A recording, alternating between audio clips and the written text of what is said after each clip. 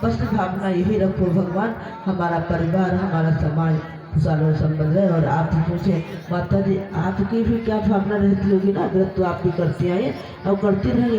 बस हमारा तो यही है कि हमारा थोड़ा देश से लगाव ज़्यादा रहता है, तो सीमा पर खड़े सैनिकों को अधिकांश दुख संकट आते हैं, उनकी पत्नियां अधिक हो जाती, तो हमें लगता है ये दिन उनके जीवन में खुशियों से था, आज ही सब हो गया।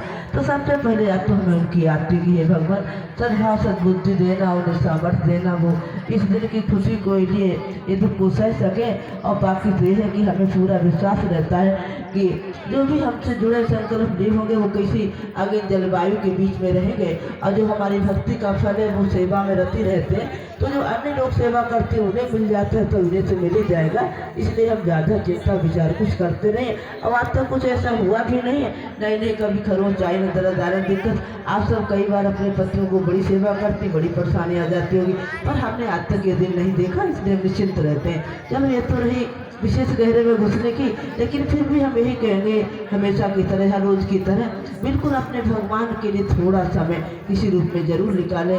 चाहे माता को माने, चाहे जगदम्बा काली संतोषी दुर्गा भवानी श्री कृष्ण भगवान, जिसको जिसमें सब प्रेम की है, देखो नाम ही अलग अलग है, जिसमें तुम्हारी आस्था रम जाए। और बस यही है कि हम यही कहेंगे शांति सद्भाव के साथ जो कार्य किया जाए। और अपने बच्चों को आप कई बार बहुत डांटते पीटते हो, तो इससे कई बार बच्चों की मानसिकता बिगड़ती है। प्यार से समझाया करो, सबसे बड़ा रस प्रेम का है। प्रेम से भगवान भी मिलते हैं, प्रेम से इंसान भी मिलते हैं, प्रेम से सारे कार्य कहे जा सकते हैं। तो इसीलिए हम कई बार अनजाने में आप डांटते मारते, मुझे बड़ा दुख होता है। आपको यकीन नहीं मानेंगे कि हमारे 4 बच्चे हैं, चारों बड़े हो चुके हैं, जैसा कि 19-20 साल के बच्चे हैं और 10-11 साल की लगभग लड़कियां बच्चियां हो चुकी। हमने कभी एक हाथ नहीं मारा, डांटा, एक अच्छी शब्द नहीं बोला। अब लेकिन अपनी धार में ऐसे बच्चे चलते हैं, हमें कुछ कहना नहीं पड़ता। तो कुछ ये देखा जाए, बोलने डांटने मारने से बात नहीं बनती, कई बार समझाने से बन जाती। फिर इतना भी नहीं, बच्चों की क्वालिटी अलग हो सकती है, लेकिन फिर हम यही कहेंगे बच्चों को साधो, परिवार को साधो, पति को साधो और खुद को साधो।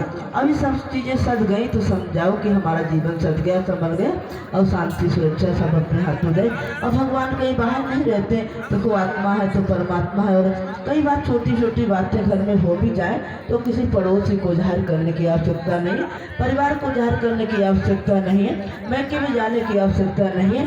देखो मन की बातें मन में ही समझा लो।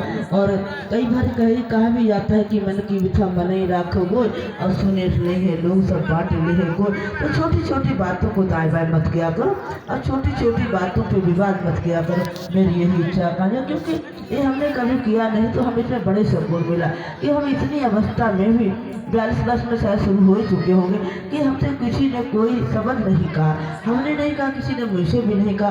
तो कारण यही रहा होगा कि निर्विघ्न जीवन मात्र कैसे हो गया होगा। पर मैंने अनुभव किया है कि हमारे तो सहनशीलता ज़्यादा थी, जैसा कि नया नाम जो हमारा आ रहा है तो वो आ जा रहा है कि शांति स्वरूपा संतोषी गुड्डी भैया। तो कह रहे मतलब नाम कितने भी चलते रहे, लेकिन चरित्रवान धनवान ना भी हो सके। जो इंसान चरित्रवान होता है तो उसकी कई चीज़ें आसान होती हैं, परिवार समाज जिसके काम आ जाता है। तो हम कहते हैं आप पहले यही क्या करो कि ज़्यादा ना काम आ सके, अपने परिवार को बदलने की सामर्थ्य अवश्य रखें। आप काली दुर्गा भवानी सब कुछ है, जैसा कहा जाता है कि देवी के 8 रूप हैं। 8 रूप माता कोई और नहीं, हम और आप ही हैं। हमें जब जब जरूरत पड़ती 2 हाथों से बच्चों संभालने के लिए हम सही हाथ संभालते हैं हम और आप। और हमें ज़रूरत पड़ती है पति को 2 हाथों की उनकी सेवा अवश्य कर लेते हैं। ज़रूरत पड़ती है हमें अपने पिता पक्ष के लिए तो हम भागे दौड़े अपने भाई और पिता के लिए दौड़ पड़ते हैं। और 2 हाथ की ज़रूरत पड़ती है अपने के लिए तो हम अपने आप को भी संभाल लेते हैं। तो ऐसा नहीं, महिला बहुत सशक्त है, समृद्ध है, और ये देखा जाए दया का भी भंडार है। तो हम आप किसी से कमज़ोर नहीं है। ये ठीक है कि मान लो पुरुष प्रधान देश में महिला की स्थिति आज भी अच्छी नहीं, और कहीं कहीं महिलाएं हम और आप भी बहुत गिर जाते हैं, जिससे स्थिति यही कहेंगे कि कहते हैं औरत की नाक ना हो तो कुछ भी कर सकती है। तो कहने का मतलब है चरित्र बहुत संभाल के रखा करो, कि जिसका चरित्र गिर जाता है तो समझा जाए वो पतन की ओर बढ़ जाता है, और चरित्र जो गिर गया तो समझा संभालना कठिन है। फिर इतना भी नहीं है कि अगर हम सोच समझ के अगर मान मर्यादा में रहे तो कोई कठिनाई नहीं हो सकती है। और धर्मवान बनो, कर्मवान बनो, चरित्रवान बनो, अपने बड़े बुजुर्गों के प्रति आस्था प्रेम रखो।